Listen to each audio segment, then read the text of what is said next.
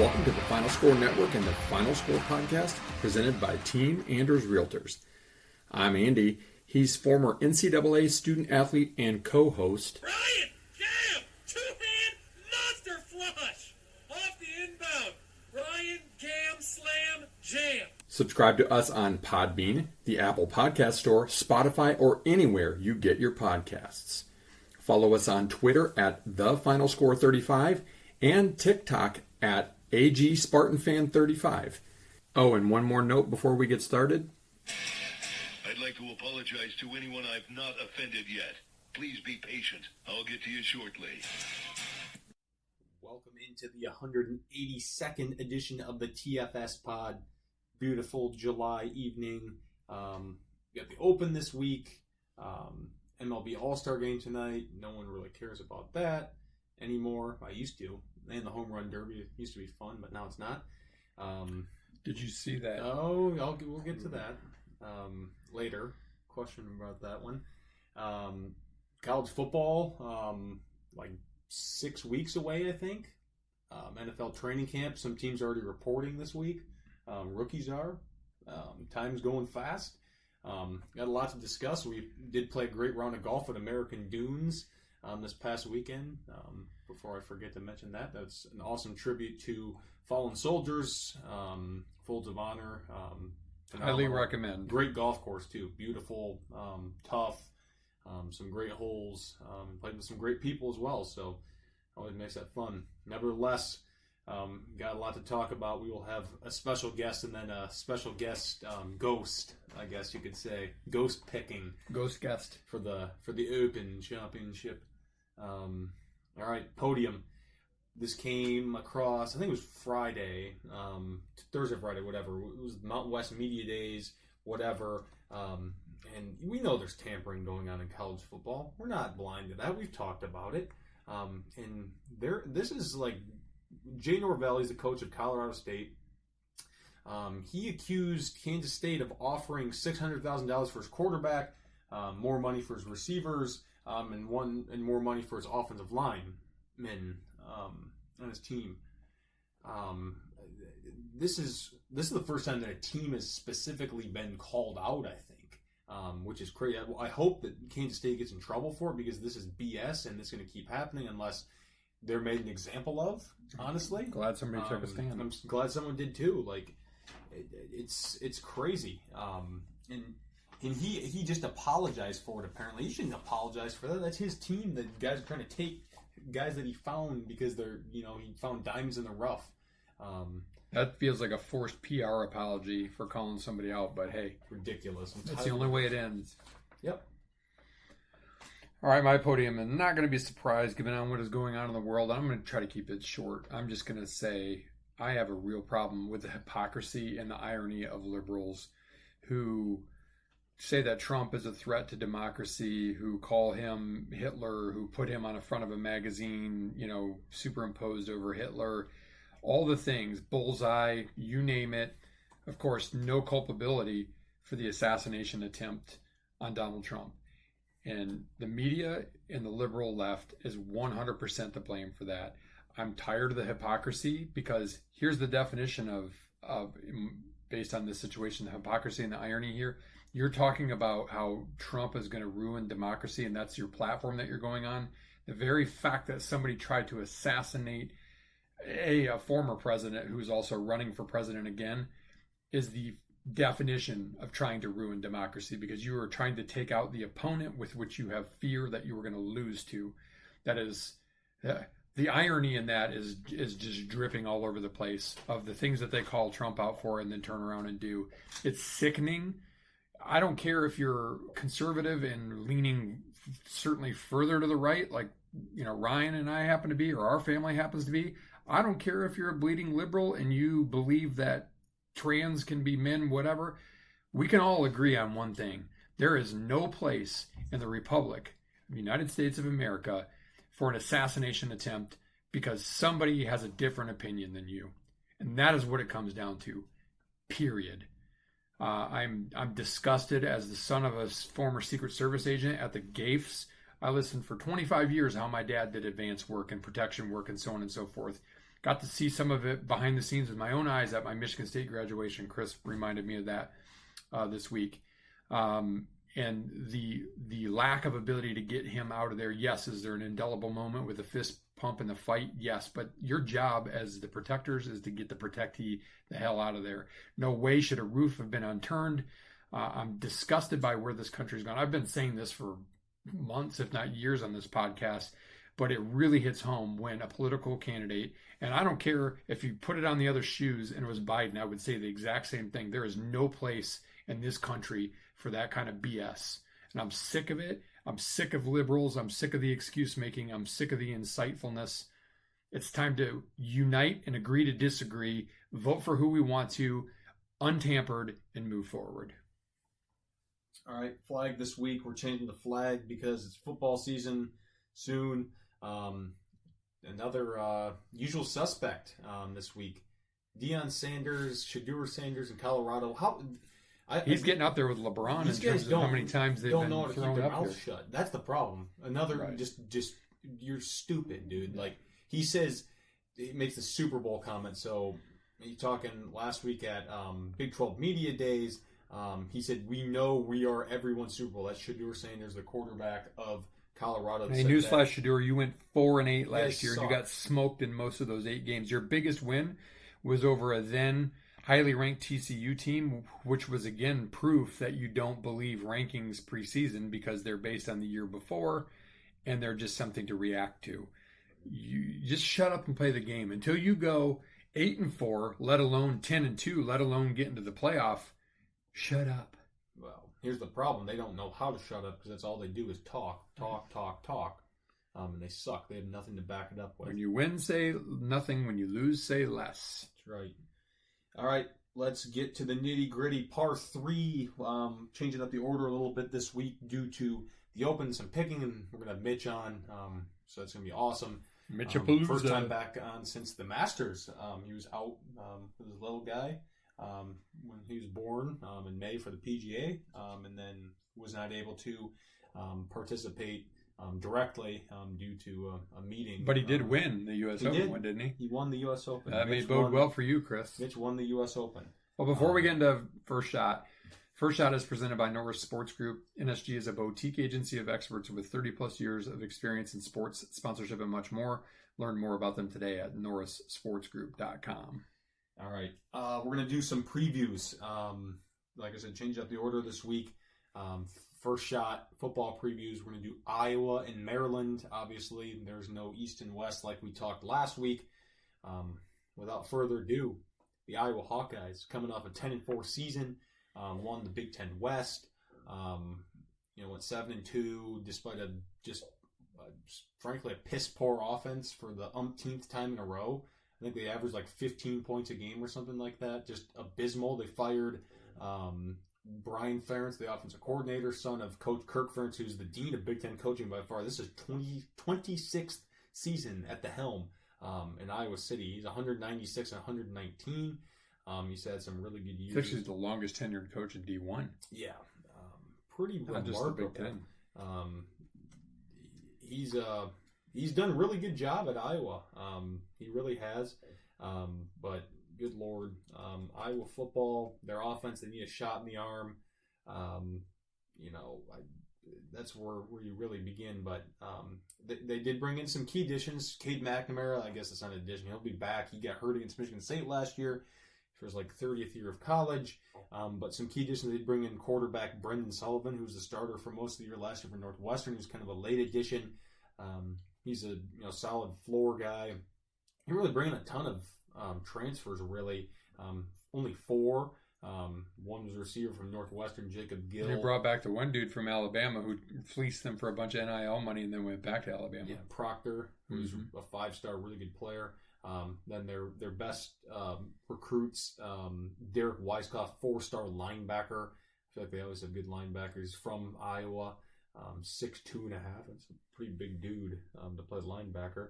And then they also got Gavin Hoffman, 4-star tight end. Shocking, Iowa's tight end He's a 4-star, 6'5", 220 pounds from Overland Park, Kansas. Iowa last year they lost Cooper DeJean. They lost a few other good defensive guys. I can't remember their names. Eric All, he was their tight end, pretty good player. They do bring back some solid guys though. Their two running backs, LaShawn Williams, Caleb Johnson, was kind of the main part of their offense last year. They're both back. Luke Leachy, he could be one of the better tight ends in college football this year if he actually stays healthy and actually can have someone throw the ball to him. And then their best receiver from last year, which isn't saying a whole lot, Caleb Brown, he's back. He was a transfer from Ohio State last year. And have a few old linemen back as well. Defense is where they make their hay. Jay Higgins is back. How many tackles do you think this guy had last year? 130. 171 tackles. That's crazy. Insanely good. Nick Jackson, another really good linebacker. Sebastian Castro, good corner. Then Xavier Nwankpa, their star safety. So they have a great defense again. Guys that have been around, veterans. They always do. They always have really good linebackers and walk-on defensive linemen that end up being beasts for some reason. Big corn-fed boys. Their kicker, Drew Stevens, is back after being south last year.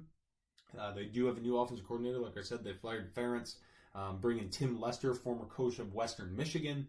Had a high-powered offense trying there. to have a shot in the arm for Iowa. I mean, anything, 20 points a game would be a shot in the arm for Iowa. They have good backs, good offensive line, like I said. But this defense, this is going to carry this team once again. It's going to keep them in a lot of games because they're really good and physical. And Phil Parker's one of the best in the game. Let's go over the schedule. Do you have anything you want to add before we go over the schedule?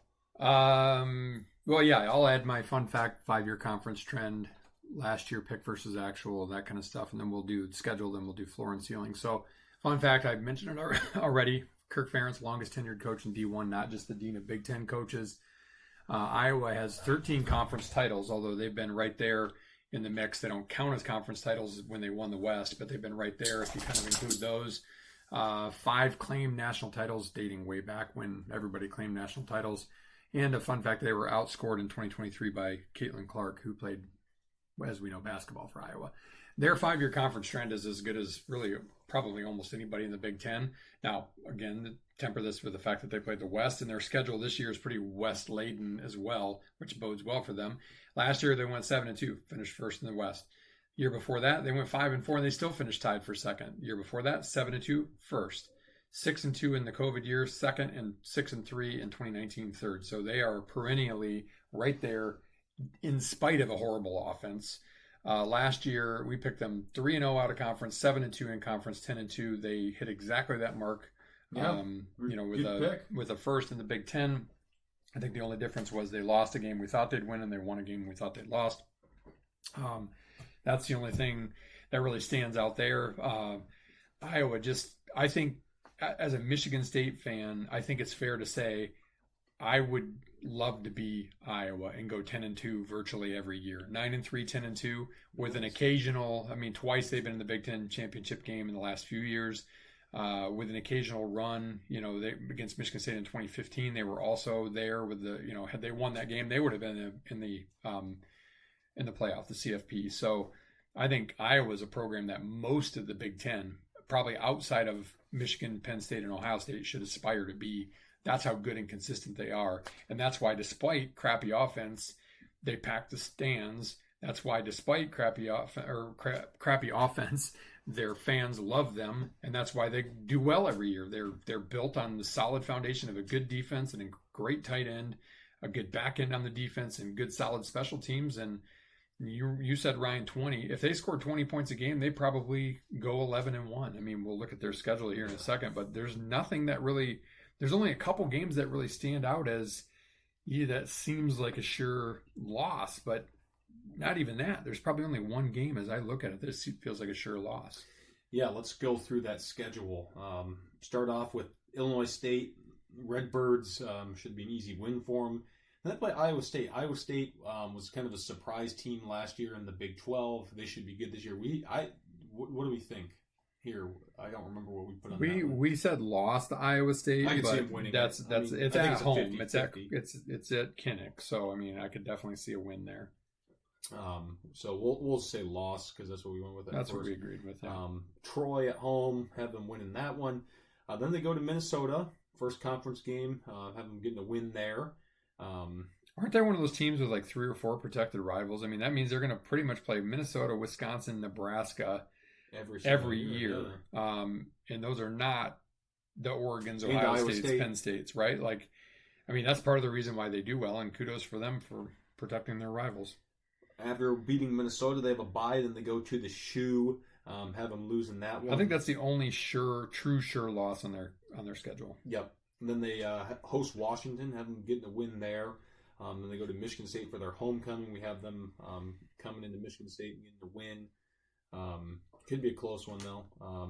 Northwestern at home the next week, have them winning that. Then they host Wisconsin. We have them losing that one. I think that's another. We actually have them losing 2 home games. That's 50, definitely 50. A flip game for sure. Yeah. Then they go to UCLA on a Friday night. We have them winning that. Then they have a bye and finish with Maryland on the road, have them winning that. Then hosting Nebraska in the rivalry game on Friday, the day after Thanksgiving, have them winning that. That's good for 9-3, 7-2. Probably another ReliaQuest Bowl. I mean, yeah, they went to the Citrus last year. I think it was their floor. I say is maybe 8-4, and that's if like McNamara doesn't hold up, and you know the offense is really truly bad again, because I think the defense will save them. Their schedule is not. You know, we haven't. I have it all in front of me right now, the squares, but without at a first glance, it's probably one of the easier ones.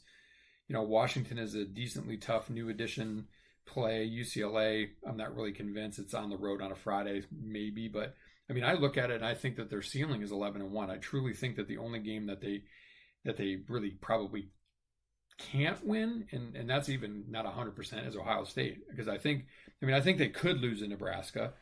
I think they could beat Wisconsin. I think they could lose to Washington. I think they could easily beat Iowa State. So they're probably going to fall in that 9-3, 10-2, like they always do, and have a really good season and go to a good bowl game, be a little bit better on offense, and everybody in Iowa will be happy. Yep. That's the Hawkeyes. Let's get to the Terps, the Turtles, College Park, Maryland. Last year, the Terps, not bad. They've been, right around the same thing the last few years. Last year, they went 8-5. 4-5 in the Big Ten. Mike Loxley's back. This is 6th season. 29-33 overall. They lose a decent amount. They lose Tagovailoa, who was their guy for a few years, really 3 years, and then 4 years actually. I think 2020 was his first. Then Corey Dykes, he was their best tight end transfer to Cal. Bo Brady, one of their defensive guys, he's gone. Jishawn Barnum transferred to Michigan. He's their best linebacker. But they do have some key additions. Alu Ba, offensive tackle from Georgia. That's always good when you get an offensive lineman from Georgia. MJ Morris, he's their headliner. Quarterback at NC State last year is pretty solid. Good corner. Jalen Husky from Bowling Green. And then they get a 4-star corner, Brandon Jacob. Good high school recruit, their best overall. Offense, what they're returning, they do return Billy Edwards, who was their backup last year. He played in the Music City Bowl. They got the dub in that one, I think. And he was pretty decent, good dual threat guy. Roman Hemby, their running back, he's very solid. One of the more underrated players in the league, in my opinion. Then they have 3 pretty good receivers. Octavian Smith, pretty solid player. Caden Prather, and Taj Felton. They always seem to have really athletic, 6'1" receivers that are just super fast, year in, year out. Defense, return a few really good guys. Dante Trader, best defensive back on the team. Quishon Fuller, defensive end. And this guy's an awesome name. He's their best linebacker. Ruben Hippolyte, if you remember that name. Pretty cool. Then they return their kicker, Jack Howes. Pretty veteran offensive line. One of their tackles, I can't remember, his name escapes me. He's one of their top NFL prospects on the team. They need consistent quarterback play and to stay healthy. If they can do that, I think they'll be a decent team. And Josh Gaddis is their offensive coordinator. It's kind of hilarious because him and Loxley were fighting when Loxley got the Maryland job and Gaddis was the Michigan offensive coordinator about who called the plays for Alabama, who made Tua when he was at Alabama. Kind of funny. Now they work together. I think Kevin Sumlin's on that staff too. Just kind of a weird combination, but I don't know. It's working for Maryland. They're kind of been a bowl team the last few years, and I'm thinking that they'll repeat that here in 24. Yeah, they're on a little bit of a bowl run. Of note, fun fact wise, their last conference title was 2001, and that was when they were in the ACC. They have a 481 all-time win percentage. By the way, Ralph Friedgen was their coach back then.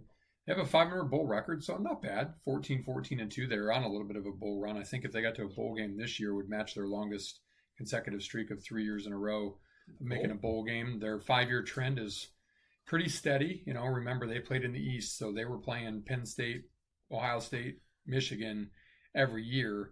Definitely the heavier side of the schedule was on the East.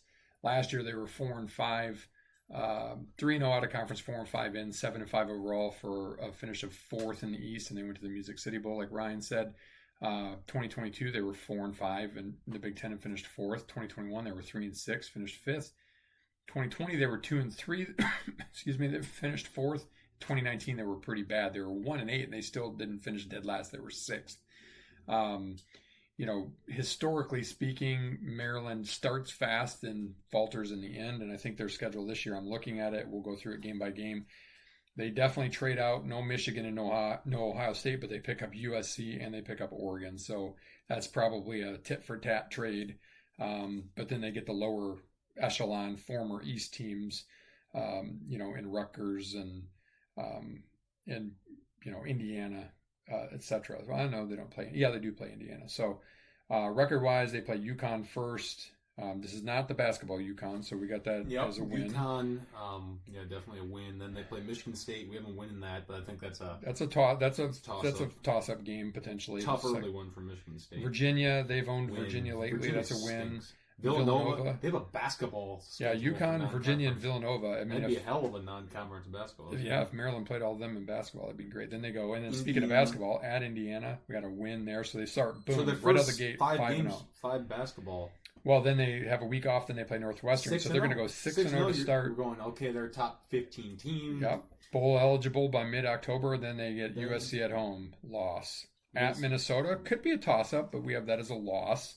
Then they've got a week off to prepare for a trip to Oregon. Loss. Rutgers, they rebound with a win at home. Then they've got Iowa at home, which we already noted in the last preview as a loss. And then they go to Penn State, which we have as a loss. That's 7-5. 4-5. Sound familiar? 4-5 in the Big Ten, pretty much where they always finish.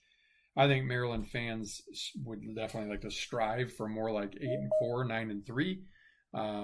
But it is kind of what it is when it comes to that. I think their floor is 5-7. I think their ceiling is 8-4. All right. Those are the two teams. Next week we will dissect the Wolverines and the Minnesota Golden Gophers. Not Michigan State. Nope, You're going to save them for the last? Yep. Okay. Doing them last, per usual. Okay. All right, joining us for our second shot, Ryan introduced it in the preview. It was kind of his idea to do these drafts. We had him on for the Masters, then he took the PGA off. Well, he's actually, you can't see him, but he is holding his little guy during the call. We've got 3 dogs in the background. We got a little, basically newborn infant on. So if you hear noises, we're all family guys. That's why.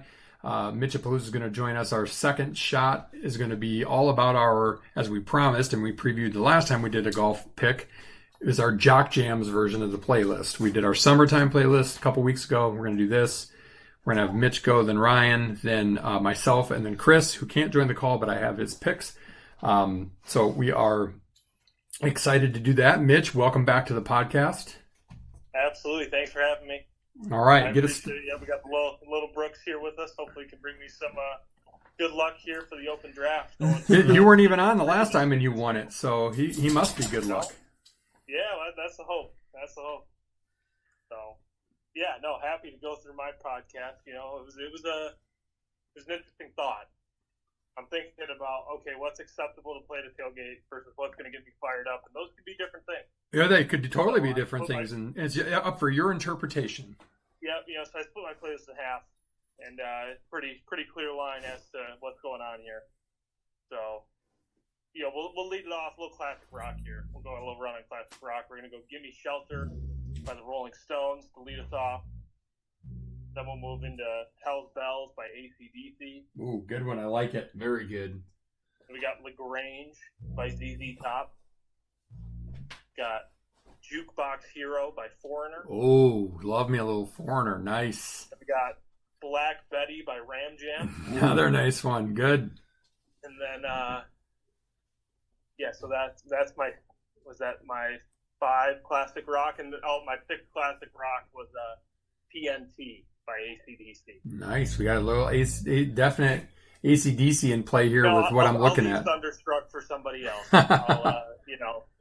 We'll do that. But then transitioning into some hip hop and rap, I got All My Life by Lil Durk and J. Cole. It's a good one if you haven't heard it. Nice. I got Hypnotized by the Notorious B.I.G. Great song. I will take this one. Give me Type Away by Rich Homie Quan. Yeah, a little throwback to the Rose Bowl year. Throwback to the golden years of Michigan State football there. At least for Ryan and I's lifetime. Oh, yeah, mine too. I mean, you can't go much before that. It was not a whole lot to write home about. Yeah, that's true. You got Can't Tell Me Nothing by Kanye West. And then give me Many Men by 50 Cent. And then No Role Models by J. Cole. Oh, yeah. That is my blend there of what's going to get me fired up, and I would enjoy blaring at a tailgate. Oh, man. Couple brews deep. I've been listening to our summer playlist. Ryan said, do you listen to anything else? I'm like, no, that was the whole point. I need a summer playlist. That's the whole point. When I golf, when I mow the lawn, when I'm in the truck on the way to work, I listen to that playlist. This one may quickly replace it. This is going to be this is going to be a get you to run through a wall type of playlist for sure. That's good. It's good for certain things, but then you can't go too fired up into work at least. Well, that's true. Maybe better for on the way home. Yeah, that's true. There you go. That is true. All right, Ryan, hit us with your 12. All right, well, I also had Hell's Bells, so that's another repeat, so I guess I'll add another one later. I've got I'm Bad by LL Cool J. Ooh, that's a good one. That is a really good one. Lose Yourself by Eminem. Yep. Let It Rock by Kevin Rudolph and Lil Wayne. That's back to like when I was in 4th, 5th grade. That reminds me of Rockford basketball games growing up. Another one, Heart of a Champion by Nelly.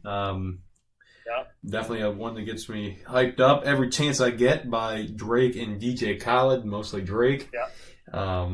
New Level by ASAP. I think it's Ferg, not ASAP Rocky. One of the two. Really good song. The Search by NF. Okay. Uproar by Lil Wayne. N.I. Star in Paris by Kanye West. Amazing song. And then I've got Pump It by the Black Eyed Peas, as well as Yeah by Usher. And then my last one, Family Ties by it's Kendrick Lamar, and I think like Baby Keem or something like that. I can't remember the name, but mine's mostly rap. But no, good. No, all good stuff though. I like that. This is the starts of a good one. And Chris and I'll go first, and I've got Chris's too. And I've been thinking about this since we did the last one, and so I actually had a list of about 20 songs. So I had to kind of get it down to my 12. And I've only lost one song that I picked so far. Chris lost one song of his too, so we have a pretty good variety, which I would have thought we would have actually had a little bit more overlap. So mine and a couple of these may end up being repeats off the summer playlist. This one was one, I think, Ryan, this was one of yours from the summer playlist, Kickstart My Heart. Yeah. So my definition is kind of like you, Mitch, like what's going to pump me up at a tailgate, make me do a shot of Fireball, but also gets me fired up if they play it in the stadium. And so I'm kind of a mix, not necessarily in any order. My second one is one you guys might not know very well, but Raising Hell by Run DMC. It's more of like a rock rap, really, really good, just like kind of almost like herd rap, if you will, but rock wise. Gotta have Coming to Your City. I'm not a fan of ESPN anymore, but they obviously popularized that song by Big and Rich. It just makes you think college football, so that's a good one. Here's one I've experienced firsthand. The University of South Carolina plays this is Sandstorm. They play that as kind of their entry song, and that place gets rocking. And then I have another one, Bites the Dust by Queen, Lions fight song from back in the early 80s, for you young pups that wouldn't know that. Then I got Dream On, Aerosmith, go back to a little bit of Miracle. Then I'm going to go back to a little bit of the hard stuff. I got Sold Out by Hardy. And then I mentioned this last week in the podcast as a potential walkout for Michigan State, Ba with the Ba by Kid Rock. So get a little Michigan tie there. Then another one, Ryan can attest to this. When this comes on, I go a little crazy in the stadium, a little Mo Bamba. And then this is where I started to kind of go, like, I could swap out a lot of these different ones. I mean, I'm Bad as one of my potentials. It was on my honorable mention list, but I'm going to go with Sabotage by the Beastie Boys. And then I'm going to throw it back a little bit to Remember the Name. Remember they used to play that in stadiums? Remember the Name. Fort Minor almost made my place. Yeah. Fort And then Minor. this is where, I'll mention my honorable mentions just because this is why it was tough. I ended up picking as my 12th song. Again, I kind of went more like the hard, get you pumped stuff. I went Iron Man by Ozzy, Black Sabbath. And then my honorable mention was tough to keep out was Stay Humble, Going Back to Cali by LL Cool J, Master of the Puppets by Metallica, Everybody Wants Some, from the Van Halen, Welcome to the Jungle from Guns N' Roses, and Eruption, which is just obviously guitar from Van Halen. So I had some songs that, man, they may sneak onto the list anyway just because they're good songs, but that's my list. Chris had one taken off his, I can't remember, it was one of yours, I think, Ryan. So Chris had to throw on there because, he's also a Spartan. He threw the Michigan State fight song on there, so you got to have that in a playlist just to show up and get the hair on the back of your neck standing up. He indeed picked Thunderstruck. I kept it off my list because he had it. He picked Enter Sandman, pretty predictable, but a great entry song for Vatek. He went with I Got a Feeling. Whoop, There It Is.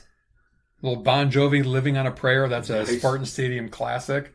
You Shook Me All Night Long. So again, the AC/DC is riding proud on these lists here. Back in Black then for him. Jump Around, which I think he might have even picked in the summer list. He had it again, which is again University of Wisconsin.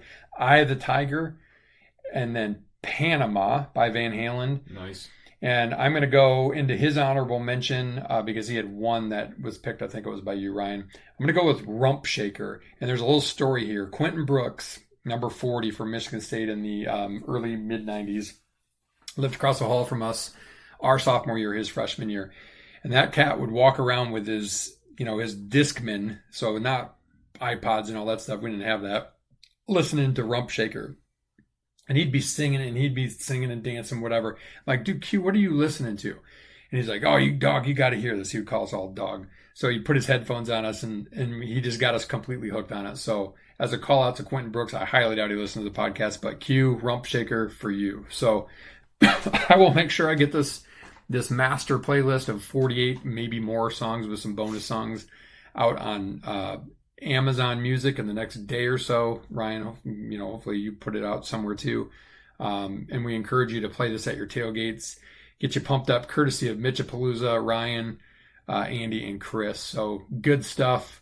Mitch, love your list. Love how you think about it. Like your list for the summer playlist were some songs I've never necessarily even heard, and I jammed to them now. I appreciate that. There we go. That was the point. We all got a little different taste in music, but at the end of the day, you get the beers flowing. You're in a good environment. Typically all music is good music. This is all going to be great. You can add up short victories. Yeah, exactly. It's all going to be great to grill to at the Ramp 7 entrance in East Lansing come August 30th. Is that our first game? Yep. All right. Before we get into the real reason why we have Mitchapalooza on here, we appreciate the music. In our shot 3, a word from our presenting sponsor. Team Anders Realty will help you find the home that fits your wants and needs, and they make the process simple and fun along the way. The Anders have served thousands of clients for 30 plus years in the West Michigan area and are here to serve you today. Learn more at teamanders.com. All right, Ryan, give us the rundown. How do we do this? Who goes first and all that good stuff? Let's first talk about the Scottish, because that was crazy. Bobby Mack. Gets the a hometown hero. No idea he's standing on a sprinkler head until he takes the swing. Right. Yeah. Takes that practice swing, and then was the difference between a hack out. Maybe if he's lucky, he gets birdie. Instead, he just smokes a 7-iron, like 248 yards out, and he put it to like 8 feet. Makes the eagle, wins on a Rockefeller putt at the end. Did you see the picture of the video of Thagala celebrating? That was pretty awesome. Cool. That was a fun one to watch, and it gets you kind of in that morning mode of being able to watch. So Mitch, you'll be able to watch. You got to take little guy duty in the morning or in the middle of the night because what a tea time start basically like 1:30 a.m. our time on Thursday morning. Yeah. So that'll be perfect. It's one of the greatest weeks in golf, and nothing quite like having the tournament finish up. A little, post brunch. It's a nice setup, but shout out to Bobby Mack. That's everything you could ask for as a European player is to win your home open. I know we don't like to talk about him anymore, but Sergio always felt that way about tournaments in Spain back in the day. So shout out to Bobby Mack. That's all you can ask for. Yeah, that dude. I mean, what is he like? 27-ish or so. I mean, 27. he's young. He's got kind of that ferocity to his game. He gets a little angry, but he's a heck of a putter. And what struck me too is obviously he held it in and celebrated big at the end when he made that putt. But when he made that eagle on whatever that was, 15 or 16, he just gave it a fist pump. Like it was like, all right, this is business, but I got more business to do. And then the way he let it all out in his post round interview was hilarious too, which was a lot of fun. So yeah, that was cool. And I will shout out myself a little bit. I did ask the question. I think about a month ago. I said because Bobby Mack won a tournament here in the States, and I said, is he more notable than Tommy Fleetwood? Well, he just added to his case there. Yep, sure did. I think so. I think that's a great. Going to keep going here because the chunky Scottishman's making a run. Exactly, and the thing is he's going to be loaded up and whatever from celebrating his home open victory, which means he's got no pressure in the open, which that's what makes guys the most dangerous, I think. His best round will be Thursday when he's still hungover. I agree. That's probably exactly right. That's Ryan's best round that I've ever played against him. Yep. Stone cold hungover after a night of tequila from the Mexican Long John Silver's. That's right. in Holland. That's right. All right, let's pick this thing. What's our order? We're gonna go you, Andrew. So Andrew first, then Ryan, then Mitch, then Chris. Chris has a list of his big board, if you will, for you. You're gonna have it, Dad. So yep. So I'll pick for Chris. Yep, we're gonna do the same that we did last time. So 4 guys plus an alternate, so really 5 guys. And the rule is you have until the end of midnight on Friday night if you want to substitute your alternate for one of your players that maybe didn't make the cut or something like that or didn't have great scores. You can do that, but we're just going to do total score overall.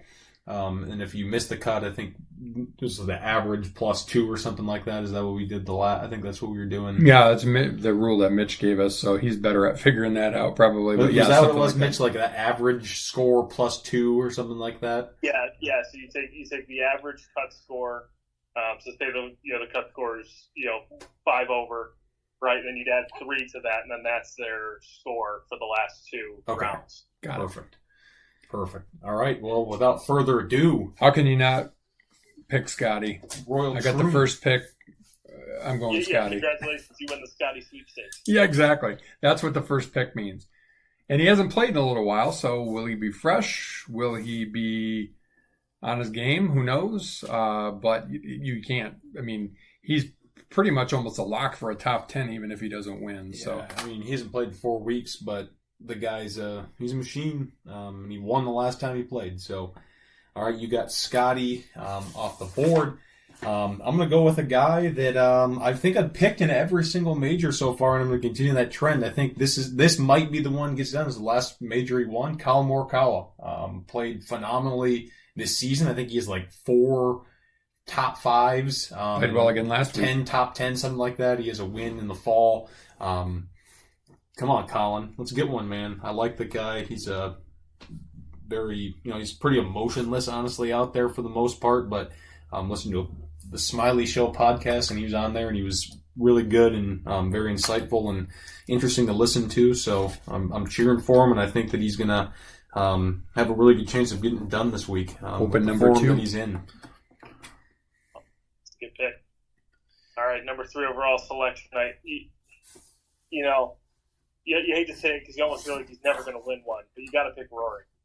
The form he's in, home open, they say there's some pressure there, but I will say the European players do seem to respond well.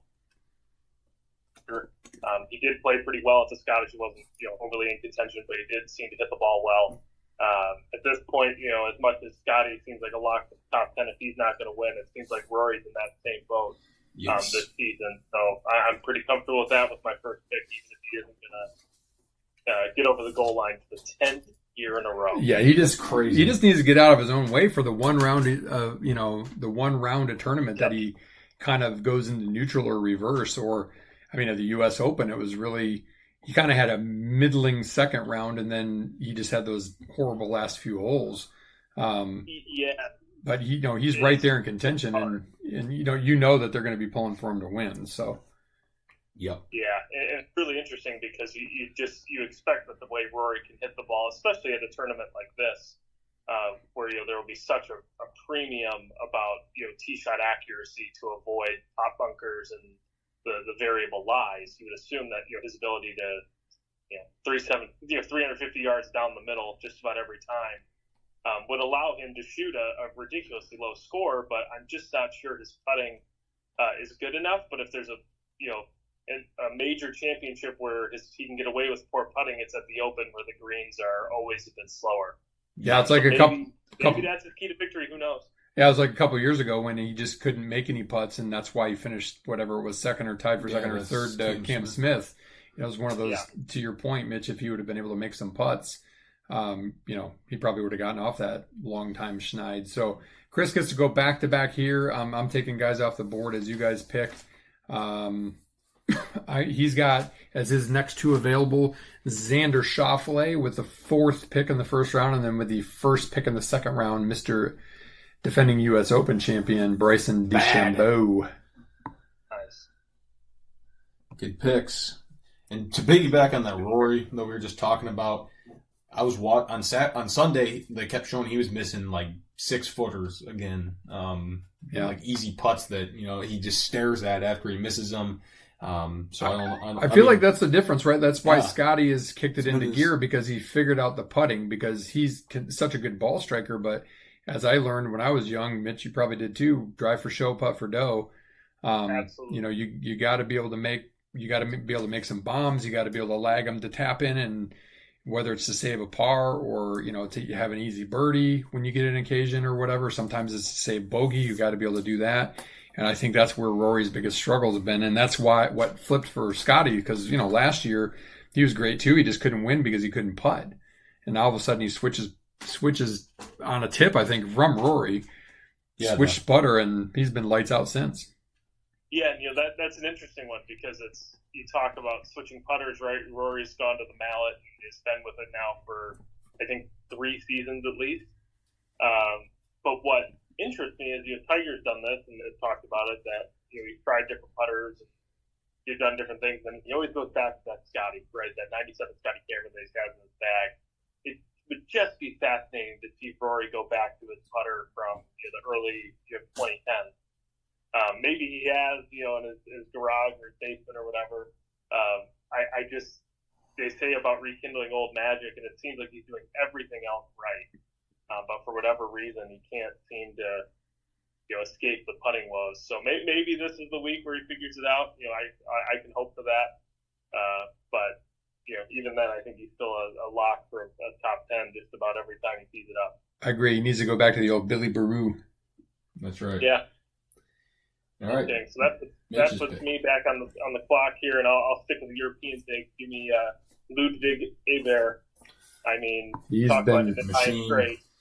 He's just a guy that needs to get out of his own head. Like, he kind of fell apart there with a little bit of slowness, I think, to the round on Sunday, and then he starts to kind of get in his own mind a little bit. He'll learn. He's young. But once he figures that out, well, look out, because he's magnificent. I mean, he can do all of it and do it well. Yeah, I'm a firm believer. Everyone talks about the ability to flight the golf ball at the Open Championship. And that's always been that way, right? You got to flight the golf ball, you get it on the ground, let it run, and everything. Well, I think what not a lot of people talk about is the ability to reduce your amount of side spin that you have on the ball. Because what people don't realize is that even if you can hit a low stinger, if you hit a low draw stinger, that side spin will carry it, towards the left side of the fairway or towards the right side, and then a lot of times that ends up in a pop bunker. Right. Because you can't control the roll. So I think, with him being one of literally the straightest ball strikers on tour. That could bode well for him, and maybe he can just get out in front, right, and then hold on at the end, because it does not seem like he has the putting and the game right now to really come from behind and be the guy. So maybe he can get out ahead. That'd be funny. Rory and him as the final pairing. Who's gonna, hopefully they're up by like 6 or 7 strokes, and maybe one of them will back into it. Exactly. That's right. I'm just hoping for weather. That's all I can It's say. supposed to rain. Every year of the Open, I want sideways It's rain supposed and to 50 rain degrees. every It's day. just not because I wouldn't want to play in that, but it's just that's like the weather for there. And I don't mind one like beautiful day or whatever, but I want to see them. It's like the U.S. Open. I don't want to see it unfair, but I want to see them struggle. Yeah. No, I'm a 50-50 guy. I want 2 days of good or decent weather, and then I want 2 days of just misery. Yeah, and honestly, with your take, Mitch, I wouldn't mind seeing those 2 days being the first 2 days where it's even for both. Like nobody gets an advantage by going out in the morning versus the morning, afternoon, or afternoon, morning type of thing. Like so often that happens, right? Like guys just get the luck of the draw on the weather, which is sometimes what it is. But I'd rather it be like, a bad round for everybody at least, at least twice. I'm with you on that. Yeah, I agree. All right, my turn. This is kind of a tough situation here. There's a lot of guys I like, but I don't know who. I don't know who to pick here. I'm going flyer. Tony Finau. I think he's been playing really sneakily well this year, and his putting's gotten better. I think he's going to play well. He's played well in the Open before. To me, that's the most likely tournament that Finau wins as a major in his career. I agree. I'm going with it. All right, that's a good one. Let's see. I'm going to go. It's hard because I hate live golfers, as we all know, but I'm going to go with Cam Smith. He's won it there before. Talk about a guy who can putt. He's good in links golf. He's good at links golf. And I like Cam. He's like one of the few guys on the live tour that I actually like. I was disappointed when he left. So I'm going to go with Cam Smith with my second pick. You got back-to-back, big boy. And back-to-backer. Let's see here. All right. This may be a little bit outside the realm, but he played well. I think he snuck into the top 10 last week. He's got major victory experience. I'm going to go with Wyndham Clark. Yeah, he did play well. He hadn't played really well at all since he won at Pebble. Right. Really? And there's something about guys playing well at the Scottish. Phil did it, right? When I think he won the Scottish and then won the Open. 2013. Rory, I don't know how close he came to winning the Open last year, but he obviously won the Scottish with a great comeback. And guys tend to kind of play well in that back-to-back. So yeah, that's my third pick, Mr. Clark. I like it. I'm gonna go Great Britain boy, former winner. He will fill the claret jug with Guinness if he wins. Shane Lowry. He's had a really good season. Hasn't really won aside from the Zurich, but he's a links golf guy. And he played well in the PGA. Played pretty decent at the U.S. Open as well. Shane Lowry. It's a good one. It's a nice pick. Give me Team Cardigan here. I'm going to go Tommy Fleetwood. I'm going to stick with my European theme. About those luscious locks and a cardigan sweater and a bag that looks like it's from the early 1800s. Love it.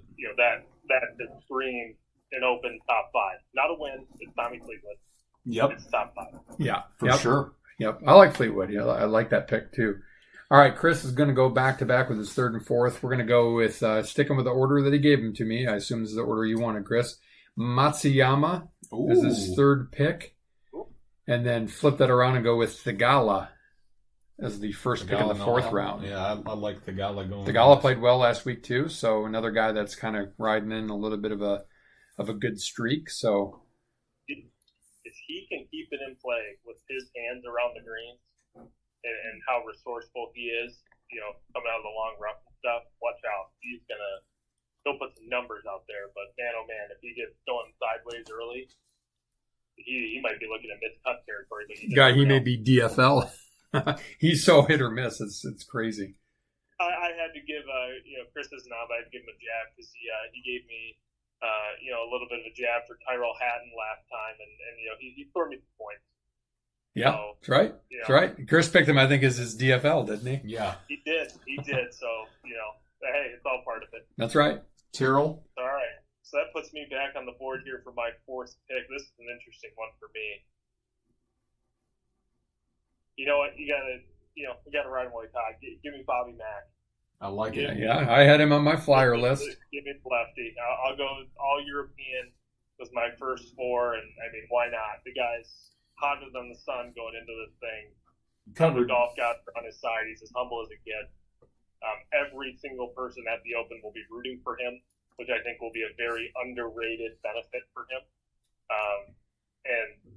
Why not? I think if he feels like he can get into contention going into Saturday, I don't think, on that side of the pond, I think he thinks he's the top, couple guys in the world. So hopefully he can repeat his efforts from this past week. I like it. Yeah. You picked all Euros and all from different countries. That's pretty impressive. I'm just picking the Ryder Cup team that's going to Exactly.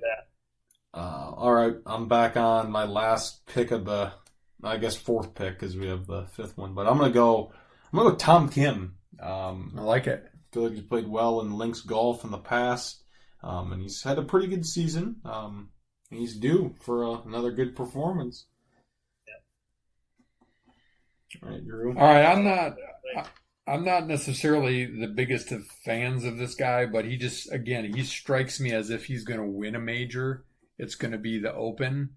I don't know why I think that, but I'm going to go with Cantlay. Patty Ice.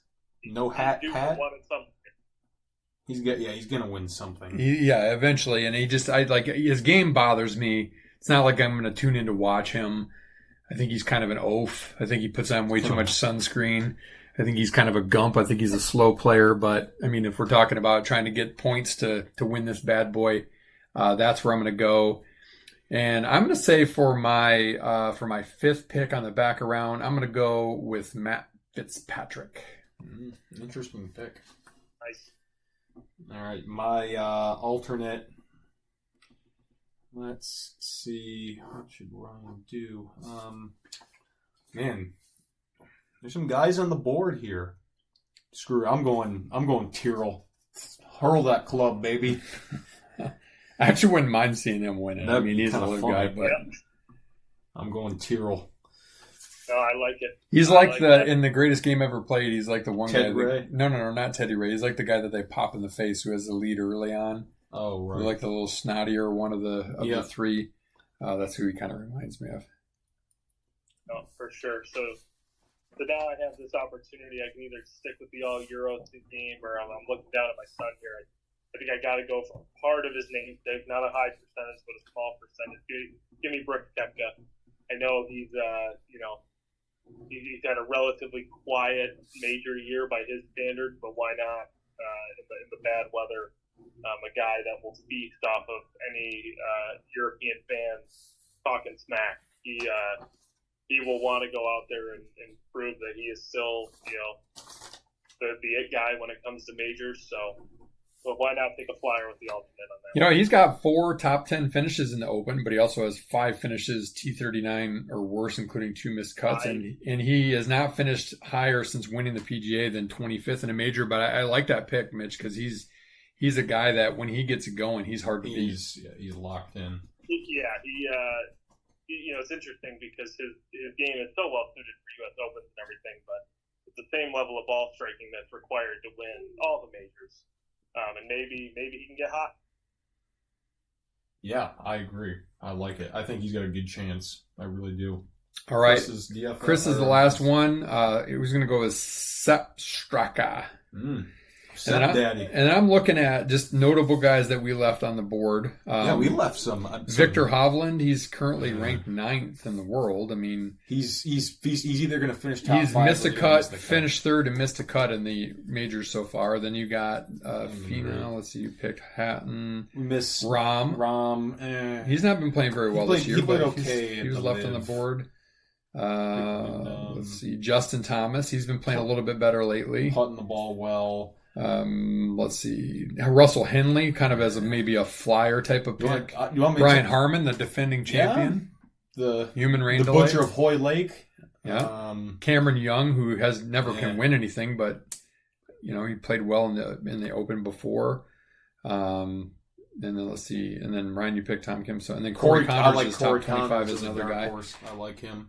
Here's another dark horse for you that I'm going to throw at you that always seems to play well in the Open is Adam Scott. Yes, and he played played well great last week week. too. I was going to name him as one of my Batia. He's Italian or another European player for you, Mitch Pavone. He didn't play well last The week, trendy but pick. he's a nice player. He just can't putt well. Minwoo Lee, he's a good. Here's Euro another, and player. here's a flyer American for you, Billy Ho. I like it. I think he tends to play decently in the he's Open, had a if I'm good not season. mistaken. Billy Ho falls under the Tyrrell Hatton. Yes. Right. It's either going to go great or it is going to be a 20 over par or a freaking WD. Yeah, But exactly. That's part of the Billy Ho experience, so I can't complain. Yep. I also, another name who's played just phenomenal golf this year, we talked about him last week, Davis Thompson. He's been really consistent. Nobody's talking about Homa. Homa's not been good since the Masters. He's been pretty bad. My dark horse old guy, your boy, he won you a lot of money back in 2021. Stuart Sink, man. Yeah. Former champion. I think that he's played well as of late, actually. He's played decent golf. Yeah, yes. And he's won it. That'd be kind of cool. And I stand corrected on Billy Ho. He's currently ranked 40th, but he is his best. He's only made 3 Open cuts, and his best finish was 21st. I was confusing, thinking that he is better than that, but he's been playing better this year. Yeah, he's been good. Increased his ranking by quite a bit. So I'll throw my dark horse out there. A guy that he just seems to perk up at events like this. Give me Louis Oosthuizen. Oh, yep. He is playing first major this year. Yeah. For Shrek. Man, oh man, feels like we're going to be watching, all laughing, watching our TVs on like 16 when he's got a tee shot, to stay in the lead, and he snap hooks it into the stuff. But, I mean, the dude is, he's got a knack for majors. It's all you can say. He all does. 5'7" of them. Yeah, exactly. He always does. Yeah, I mean, I'm really excited for this. I love the Open. Weather, it's supposed to be rainy. And this course is great. Troon. Last time it was played there, Phil and Stenson had their duel on Sunday. Todd Hamilton won in 2004. It's like the most outlier. Him and Ben Curtis, back-to-back years, 2 of the biggest outlier major champions of all time. But yeah, the postage stamp green or par 3, I think it's number 12. I want to say. Then they have a par 5. I think it's the par 5 6th is playing as the longest par 5 in Open history at like 630 yards. That's quite a poke for the Open. So Ryan, I'm glad you brought that up. I saw something today. I think it was Ludwig Aver played that hole and had 179 yards left after his drive. Oh my god! Because he got so much run off his shot, or he had wind at his back, or run on it. Wow! It was the wind was at his back. It was howling, and he said he hit this like perfect tee shot, and maybe he even hit something, but it was unbelievable. Oh my gosh! So that's like a 400 some yard drive. That's crazy. That's not surprising out of him. That's like how Tiger used to just tear up the wherever it was when it was just totally baked out, and he was just hitting that like 2-iron stinger and just rolling it down the fairway. Run for 3 hours. Yeah. What do we think on Tiger this week? I saw pictures of him. The media guys are saying he looks slimmer from last month. I love his comment to Colin Montgomery, because Colin Montgomery called him out and said he should retire, and he's like, well, I get to play in the Open free and clear till I'm 60. Maybe if you had won it, you could say something about it. Like, brilliant. Colin Montgomery could just shut up. Big fat Scott. Yeah, I think Tiger's best 2 chances of making cuts and just maybe entertaining a Saturday Sunday competitive round are the Masters and the Open. His craftiness, his ability to hit the ball so low, which he's always been able to do. No matter his age, he'll be able to hit those stingers. I think he really will have a chance to at least make the cut. I just hope the weather isn't so poor that it ruins his leg. Yeah, the terrain helps him, right? Because you're not like the Masters. He's got to navigate the hills. At least here, the terrain helps. Hopefully, it's not wet and stuff where he's like carrying extra weight and shoes and stuff. But the aches and pains that come with with weather when Cold you get weather older. golf. Yep, the arthritis And kicks plus, in. I mean, his legs. But yeah, why mangled. not? I mean, yeah, I think everyone hopes he does well. It'd be good for him, and it'd be a nice way to end his major season. You know, got to root for the big cat. That's right. I saw a picture of, and they said it on PGA Tour radio this morning. I was listening to it that Tiger and Phil were next to each other in booth 5 and 6 at the range this morning, and they didn't say a word to each other. Kind of funny. Back in the old day, when they used to duel. My favorite story about this course is the house that's in the middle of the course. If you haven't seen that story, Mitch, look it up. I think it was Golf Digest or Golf Magazine. There's actually a video and an overview of the history of it. It's pretty, and it's for sale. I think we should all go in on it. 3 million pounds is what they predict, which I don't know what that translates to these days, but yeah. So That'd be cool. that'd be a heck of a summer house. Could be a It's worse something place. like it's on the 16th and 2nd greens and like 5th and 18th tee boxes or something like that. I can't remember exactly how the order goes, but it's pretty sweet. That's great. We're gonna have Mitch sprint at home with us. Yeah, absolutely. Let's have Yep. Let's have him finish this with us. All right. First question. If you were a football player, what position would you want to play? Man, we watched the beginning of Receiver U the other night, and I don't know that I would want to play receiver with the beating they take. Yeah, at a really high level, if I could play a position at a really high level, it would have to be, you'd have to be a corner. It is, I think, is the hardest position in football. And, I have my vivid, core memories of football. We're watching guys like Darrelle Revis just absolutely put the clamps on guys. Oh, yeah. I know there's the physical dominance of defensive ends and offensive linemen and stuff like that, but man, oh man, the way those guys can move, and then I could only imagine what like a pick six, and then running into an end zone at Ford Field, or if I played in Green Bay, taking a Lambeau leap after a pick six would feel like. So give me a corner on the outside. I'm going long snapper. Oh my gosh. No, I'm gonna say. Oh, man. no, I'm going tight end. It's kind of the I'm sexy tight end position. too. It's the sexy position now, but it's like you get to be the combo of a mauler and a pass catcher. Like George Kittle. I have a new love for him after watching the That's first awesome. episode of Receiver. Who do we decide he is? Clay from Office Christmas Party. Yeah, just Totally. crazy Yeah. guy. All right. Next one. In honor of the postage stamp, what is the best short par 3 in golf? Oh, that's a good question. I am partial because I've played it, but give me, I believe it's hole 12 at Whistling Straits. Oh, is that the one right on Lake Michigan? Right on Lake Michigan. It's a really cool 2-tiered green, and on Sunday or any competitive rounds, they put it in the top right. So thankfully, I've gotten to hit a couple shots into that, and I have hit the green before. Only made par, but what a cool golf hole, and as far as short par threes go, that one's pretty good. That's awesome. I'm going to go with one I've played in Hawaii. It's not a short par 3, but at Mauna Kea, that one over the ocean. That's a little bit of a longer poke from the tips, but from the old man tees, it's not that bad. But I can't remember the whole number, 15 maybe. It's in the top 100 golf holes in the world. I just can't remember what number it was, but that's one I've played. It's not particularly short. If I'm going to go short, I'm going to go 17 at Sawgrass. I'm going to go 7 at Pebble. Good one. Good choice. All right. This is rhetorical. Was last night's national anthem performance by Ingrid Andrews the worst in the history of bad national anthems? Oh my gosh, that was. She was hammered. That was she's entering rehab. Is that what she was? Yeah. I said that to Emily, like my coworker. I'm like, that either she was hammered or on drugs or something. I mean, Roseanne Barr butchered it once.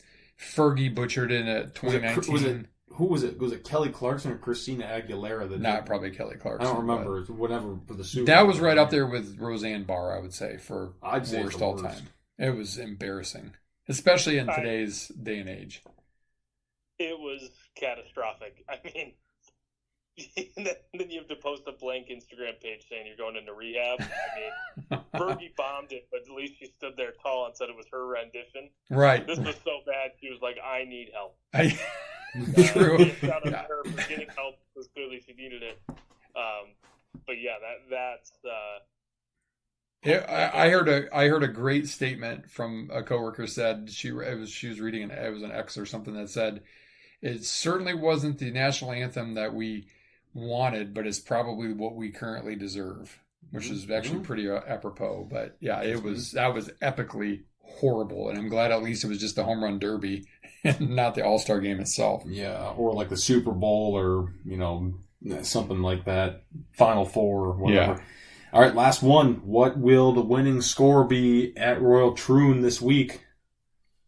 Mitch, you first. That's a good question. Give me 9 under par. And hopefully it's one of my guys. I picked a bunch of probably not winners, but I think 9 under is going to get the job done. I think there's going to be very low scores, heading into moving day, and then I think they're going to ramp that place up. I have not looked at the weather, so I can't speak to it. But typically they have a tendency to crank that course up and try to bake it out even more, and those pin positions on Saturday and Sunday. So I could really see the damage being done in those first couple rounds, and then scores around even par, just breaking 70 are what gets the job done. I can give you the forecast here. This is as of yesterday on PGA Tour. It says Thursday cloudy with outbreaks of rain expected from early morning, possibly becoming heavy at times. System has a potential not to clear until mid-Friday morning. Winds south at 10 to 15 miles an hour, gusting at 20 to 25 by midday. High of 64 degrees. Chance of rain 50% Friday. Considerable cloudiness with occasional rain shower. High 62. Wind 10 to 15. 60% chance of rain. Saturday, considerable cloudiness, occasional rain shower, high 62, 10 to 15. Wind, Sunday, light rain early, then cloudy with showers in the afternoon, high of 60, winds 10 to 20, and switching from southwest to west as the day goes on. So I'm gonna go 11 with my pick. 12. I'll go 12. Because last time, I think it was baked out. Stenson shot like 21, I think. Yeah. If it's 21. dry and easy, where they can take advantage of it, that's a whole other. It's lights out. But if the weather's equitable for all in a bad way, I'm rooting for. Yeah, I'm rooting more like for you, Mitch. Lower digits. Yeah, lower digits. Here's my question: will any player shoot 4 rounds in the 60s? No, I don't think so. No. All right. Well, then I'll be the opposite and say yes. I think somebody's going to go, shoot 69 or 68 every day, and I don't know if that's going to win, right? I mean, that would be pushing it to get to the 9 under, but you just never know. I could see that bit like a Morikawa or somebody that's steady Eddie like that doing that for sure.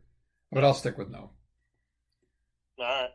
No, appreciate you guys having me on. Good pleasure as always, and we get to enjoy some great golf this week. Heck Sure yeah, do. Mitch, thanks for coming on. We'll have you on during the football season. We won't make you wait till golf season. All right. I appreciate it. All right. We'll talk to you. All right. See ya. All right. That is the 182nd edition. We appreciate you guys listening. Mitch, appreciate you coming on. Chris, thanks for your picks. Via your cruise ship. Yeah, Mr. Cruz over here for the 15th time this year already. On vacation when we did the PGA picks, this guy's too. Crazy. But appreciate you guys listening. Enjoy the nice weather we're going to have here in Michigan upcoming, the Open this weekend. And, folks, we're one step closer to football season. It's talking season. We'll keep it up the next few weeks and probably do even NFL stuff eventually. So couldn't do without you guys. All right. In honor of Jack Nicklaus, who helped redesign American Dunes out in Grand Haven, epic golf course that Ryan and I played last weekend, quote right on the wall when you walk in, "I love the game of golf, but I love my country even more."